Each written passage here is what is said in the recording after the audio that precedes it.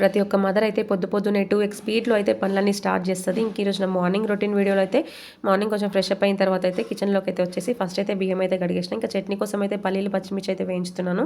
Spoon కానీ గరిటె కానీ దొరకట్లేనైతే నేనైతే ఫోర్క్ స్పూన్తో అయితే ఫ్రై చేస్తున్నాను. పిల్లలకి స్నాక్స్ కోసం అయితే గుగ్గిలు అయితే ఉడకబెడుతున్నాను అనమాట. ఈ దొండకాయలు కట్ చేయడం పెద్ద టాస్క్, నాకు కర్రీ చేయడం ఇష్టం కానీ కట్ చేయడం అంటే పెద్ద చిరాకు. ఇంకా మా బావ పక్క నుండి అయితే రోజు ఇడ్లీలు పెట్టి సంపుతావా ఏంది, రోజు ఇడ్లీలు చేస్తాను అయితే అంటున్నాడు. ఇంకా నేనైతే 2-3 వీక్స్ వరకు అయితే నేనైతే ఇడ్లీలు చేయను. ఇడ్లీలు చేయమంటే అప్పుడు చెప్తా మీ పని అయితే అంటున్నాను అనమాట. ఇంకా తర్వాత దొండకాయ ఫ్రై చేసిన తర్వాత అయితే టీ పెట్టుకొని టీ తాగినాం. ఇంకా దొండకాయ ఫ్రైలోకి నాకు ఖచ్చితంగా పచ్చిపులుసు ఉండాల్సిందే. ఇంకా బావ అయితే ఆఫీస్ దగ్గర పెరుగు అయితే కొనుక్కుంటా అన్నాడు. ఇంకా నేనైతే పచ్చిపులుసు అయితే చేసేసిన. ఇంకా పిల్లలు కూడా రెడీ అయిపోయినారు, స్కూల్ డ్రెస్సెస్కి అయితే రెడీ అయిపోయినారు. ఇంకా టిఫిన్ అయితే చేస్తున్నారు అనమాట.